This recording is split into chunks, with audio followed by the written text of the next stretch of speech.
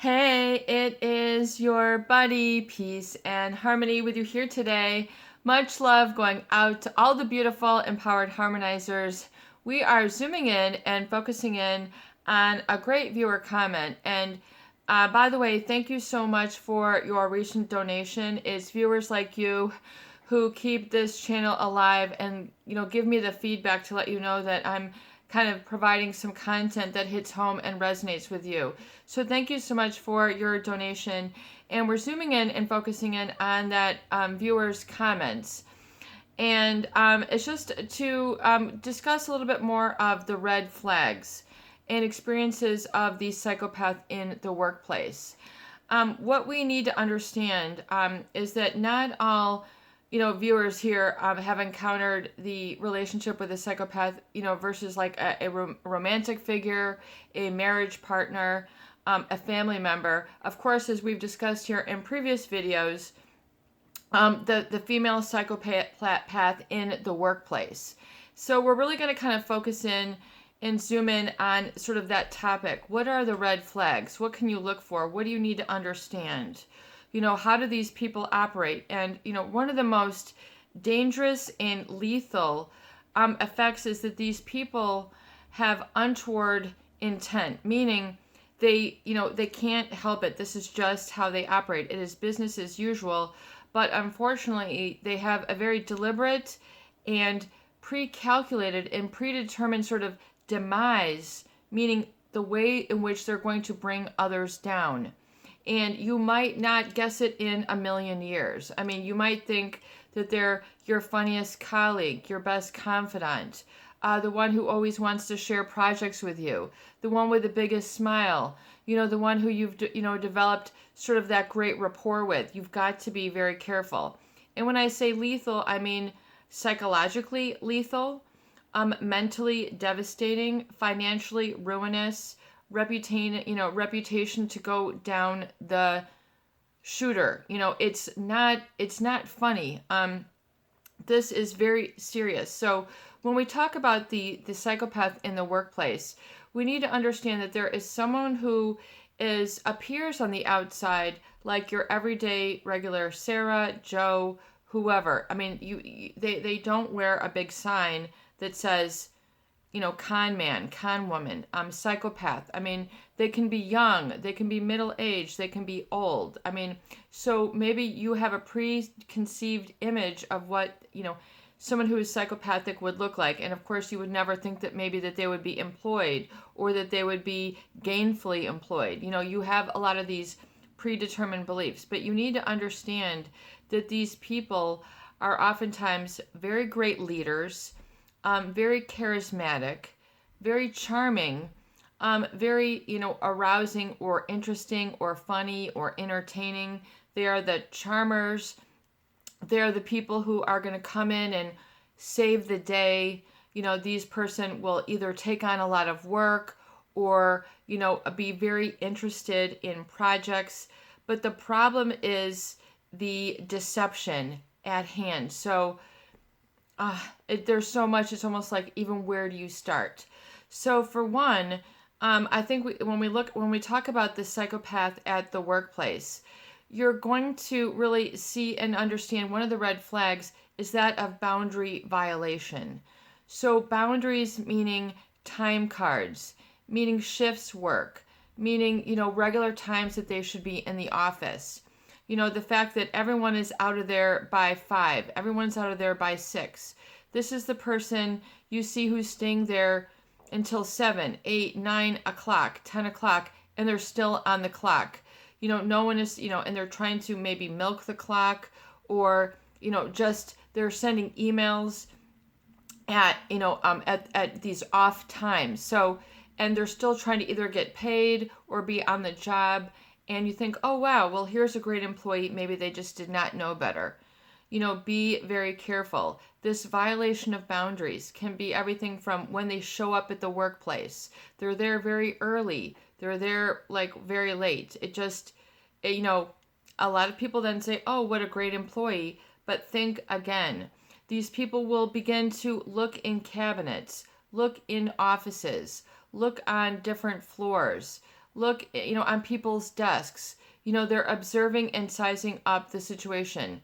Most people, would not be trying to eyeball, other people's agendas, other people's patterns. These people will soak it up like a sponge.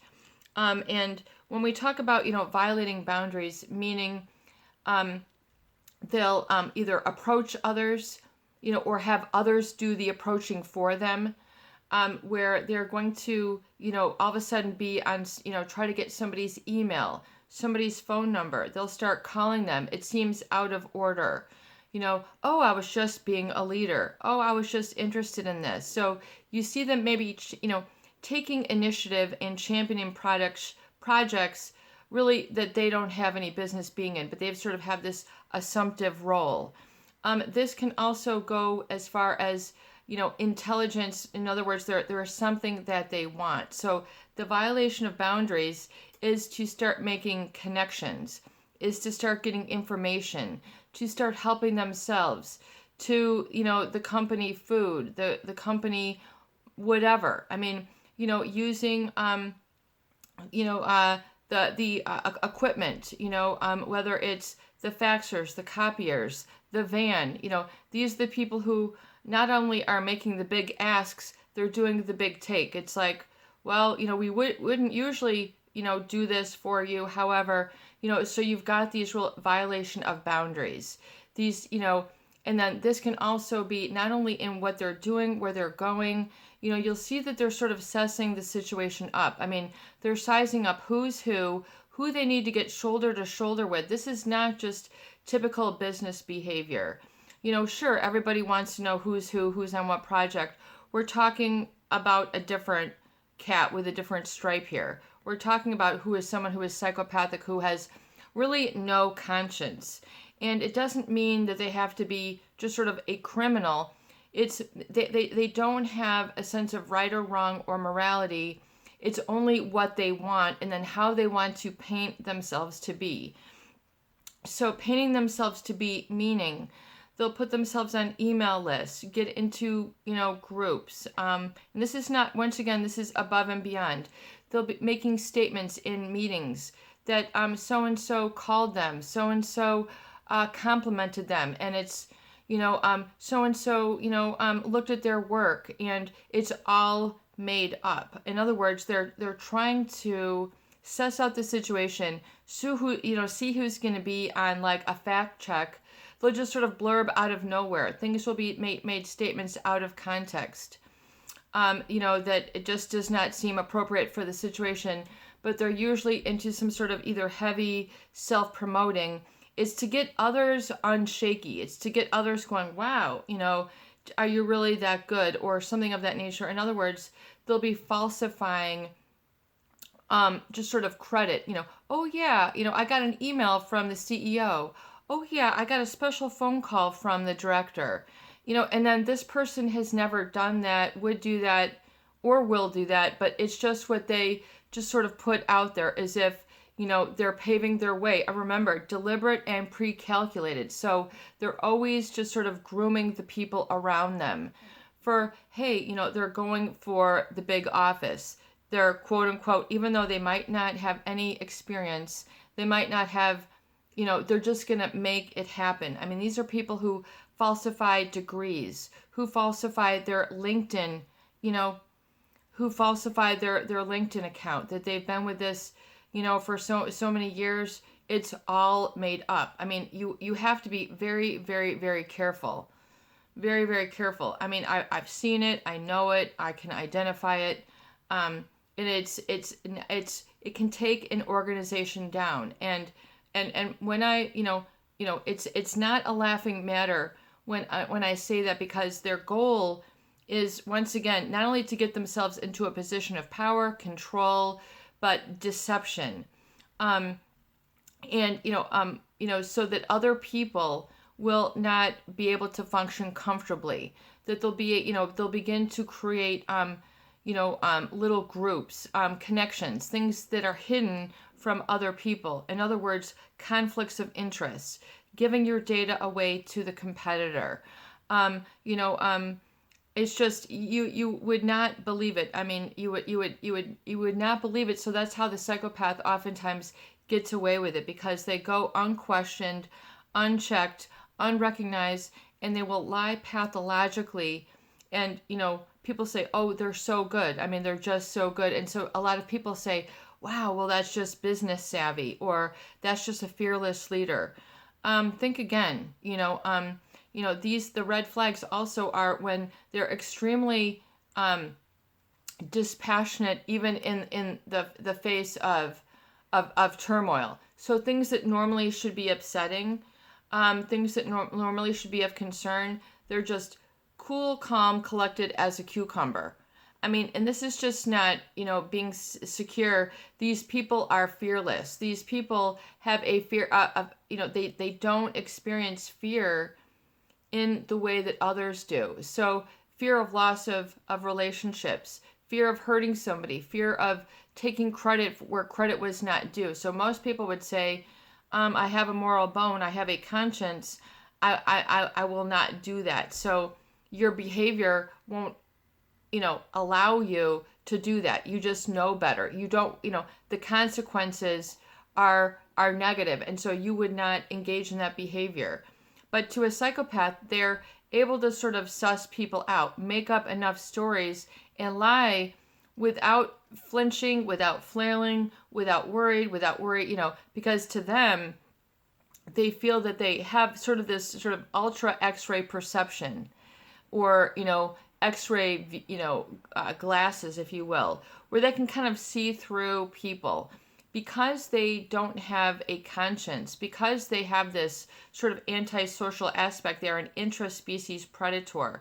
So they don't have regular emotions, philosophies, or perspectives, or values, or beliefs, like, respect, respect, protocol, social norms, the chain of command. So normal things that you would, observe and adhere to. These people have, it's beyond entitlement. It's just like they're literally going to take whatever it is that they want. If they want, a set of window blinds, they're going to go and get it. If they're going to want a printer, they're going to take it. If they're going to want an office chair or a bumper to a door, it's going to go, missing. They're just going to take it. They will have, an office that can be, very unsparsely decorated. In other words, they don't have just sort of oftentimes the familial relationships. So where people might have pictures of their kids, their family, you might not see any of that. It could be very much, so there's just, or inappropriate things on their desk, just not, not appropriate for the workplace. But, the degree to which then, they will not, and they will then sort of take down the people who are of integrity or who have been there a while. Their targets are going to be selected for a reason. These people have like an X-ray vision where they can see who's naive, who's green, who, looks at the best of everybody, who gives people a second chance, who are the softies, who are the big hearts. They're on these people like flies on what. They're going to gravitate towards these people, and they're going to somehow, get their favoritism and get them to, lean. They have a seductor way, a charming way to get other people. They're bringing in cookies, they're bringing in coffee, they're bringing in cupcakes, they're bringing in jokes, they're bringing in videos. These are the people who will lure others like a fish line, hook, line, and sinker. They're looking for people to bite on the bait. Other words, to give them an ear, and these people can read body language. They can find out your vulnerabilities right away. Who is lonely? Who needs the pat on the back? Who, has got it going on? These are the people who they are going to try to, buddy up with, and then it's going to be the backstab. It's going to be the smear campaign. It's going to be the betrayal. It's going to be, oh, I just took this to the competitors. I mean, it's not a matter of, you know, if, it's a matter of when. And you don't want to stick around to see more of the drama. I mean, these are the people who inflate numbers, to get a company unraveled. Everybody else is saying, we're going to do this, we're going to do this. And all of a sudden, their goals are, 10 times. And everyone's going, whoa, what do you have up your sleeve? And we better look out for you. So they're wanting then everybody to always be focused on them. These are the people, this is how they break down a person, how they break down an organization. And believe me, organizations of any size. You think, how could that little pipsqueak do that? If they're psychopathic, they will have the win. It gives them a dopamine. They're going to be divisive when it's, they're going to be disrespectful to people who are worthy of respect, who have earned it, yet they flip it around and use gaslighting and brainwashing on select others who they are targeting.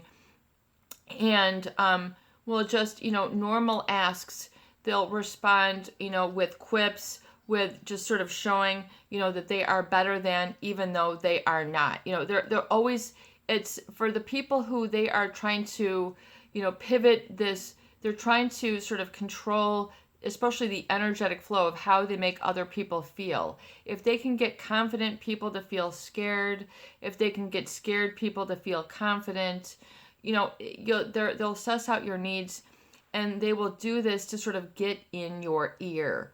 They will get in your ear. They'll say things, once again, another red flag is just say things out of context, explain and justify themselves. Well, I'm the manager because, and you the underling, or you the big boss. They'll treat people, with ultra reverence and just sort of, pussyfoot up, or just, just act as if it's all an act. So in other words, it's literally like an act. It's not, it is disingenuous. These are people who change demeanors and personality to fit who it is that they're talking to. If they're talking to, the maintenance guy, then they're going to be in the sweats. If they're talking to, so-and-so, they're going to act as if, just everything from putting on, the degree of the transformation, once you see it and you know it and have identified it, you kind of see how they work and sort of breathe through organizations. Strange positioning of themselves. They will position things like items on their desk, their car in specific places. They'll move things around. Just that seems odd, that gets people's attention, that's designed to make people just sort of turn their head and go, oh, what was that? And then it's the attention. They want people to be looking at them like as if they know more, as if they know something, because their thought patterns are very different than other people. So they know how to be very, very sneaky, very, very sly, but even on a different level than that. This is not ordinary sneaky sly. We're talking about really treacherous. We're talking about mind gaslighting. We're talking about brainwashing people and getting them to change thought patterns, getting them to see things differently, and not just, oh, I'm seeing things differently, but literally seeing things differently, where your perceptions begin to fool you. You might think that you're seeing something, but the way that they sort of cause the energy in the room to metamorphosize, it sounds like a strange statement, but if you've ever seen a psychopath, the energy in the room changes. They have a certain charisma, but and a psychopath will tell you that it oozes out of them. It's kind of like an energy, the way that they want to sort of net a crowd or create a perception of something that is there that is not.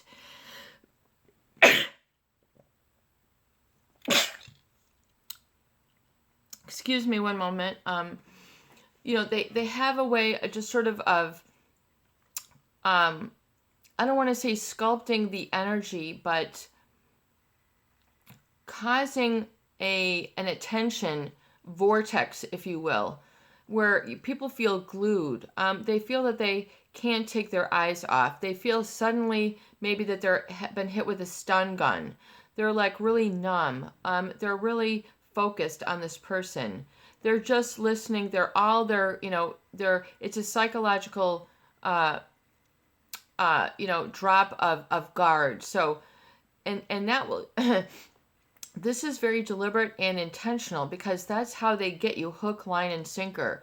When you start having those moments, wow, this person is so friendly. Wow, this person is so generous.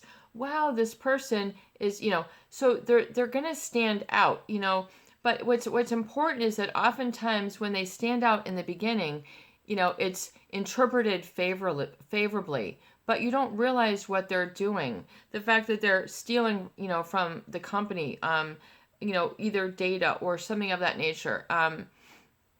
It's just it does not, you'll see them all of a sudden, it's like, why are you in this person's office? You're trying to get with the secretary even though you're married and you're doing this. So it's just really, politically incorrect things to do. And then, but they sort of get other people who are nice, generous, kind, great professionals. They're looking for those people so they can sort of leech out of them their body language. So they'll mimic people's body language. They'll mimic their style of dress. They'll mimic their language, and not just like imitation for flattery, but so that they can sort of create an ethos around the organization that they are a spitting image of this person, even though it's falsely contrived. It's hard to explain. There's just so much.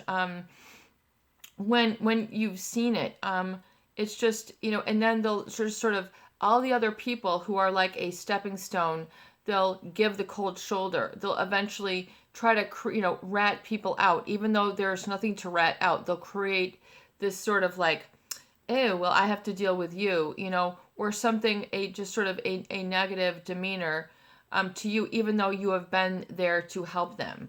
And you thought that they were a good project partner. You gave them your computer. You gave them your coaching. You gave them the guidance. There's usually this sort of, yeah, I can help you out. And then they want to create people so that they feel like a good person. And then next thing you know, they're running away with something.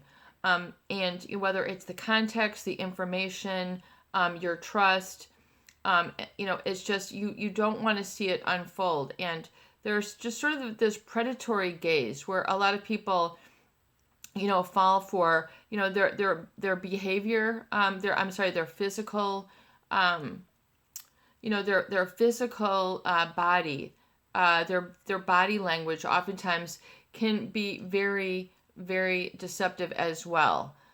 Meaning, just the way that they position themselves is to sort of be in others' eye shot. So if there's a flow to the office, they'll make sure that they're always like at the end of that hallway. They'll just sort of always, it'll be sort of, it seems like it's out of order, but yet, they're there consistently. So they just sort of create this just sort of attention. It's more of a distraction, but then they begin to sort of break people down because they want to create an image in other people's minds of them that has nothing to do with reality, but other people fall for it. They don't know that what's going on. Like they literally just don't know. But there are, red flags, and that you have to check out: the boundary violation, the sort of always just sort of getting, and it's all a sundry ways. The way that they sort of position themselves as if they're just sort of like a fixture. When I say their body language, they might just, just act. It's just hard. It's just very hard to describe. Kind of like they'll exude a certain charisma. And then the energy in the room will change. Just how people can be very calming, healing, who are great instructors, they also have this influence. So it's kind of a shape shifting. It's hard to describe because they know how that they are then taking other people's concentration and moving and focusing into a way that they sort of only have the controls over. So it's very difficult, but the brainwashing and the gaslighting is the other red flag. It's the flipping of sort of the way you perceive things, the gaslighting and brainwashing, the breaking people down through always trying to be, in the center of attention.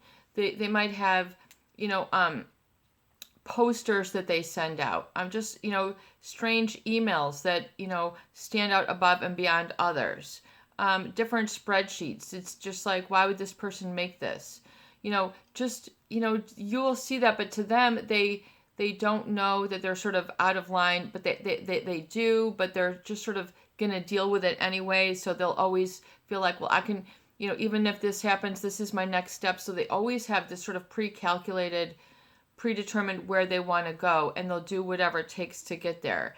And usually there's something that they want. They want a position, they want money, they want context, they want the furniture, they want people's reputation, they want other people's reputation ruined. That's just business as usual for them. To break down the married man, to break down the married woman, to break down, the people who have been there for the long period of time. All of a sudden, those people, all of a sudden they're doing everything wrong.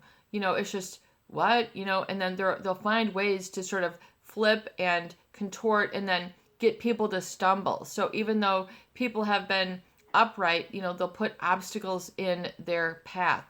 I mean, it goes on and on and on. So if you've noticed some things that seem, peculiar about this person, do not mess around. If someone is engaging in, some of these psychopathic behaviors, very impulsive, high risk, very, I just want to say unconventional, being in places where they shouldn't, way too much initiative, lying, in meetings, taking credit where credit isn't due, making up their resume, it's just, it goes on and on, especially, the way that they sort of, get others to break down, so if you feel that, all of a sudden, wow, here's an employee I can just be a person with. Oh, wow, here's somebody who, is taking the time out of their day and no one else, So if you're having these experiences, a lot of people get caught, with the psychopath because they think, oh, isn't this great? Isn't this person awesome? The things that they say, oh my gosh, they're just so profound. No one else would say that. And so you're there, you have to be so very careful. So watch my other videos on psychopaths in the workplace. Understand what these people do and the effects, and don't play around with it because it's very serious. And when I say lethal, I mean like literally, financial health or unhealth. Professional wellness or unwellness, psychological well-being or psychological terror. I mean, it can get that bad, and don't stoop. You have to understand what you're dealing with, and don't give them eye contact. Don't give them reaction, because it's feeding them, and then don't fall for their deception. Don't fall for their ways of manipulation, that their phraseology just seems, their phraseology will be very off, or they'll make very sort of sweeping things like, the word of the Lord flow from my lips. And you're like, why are you saying this in the workplace? Like, it's just inappropriate, So, just things that make you go, really?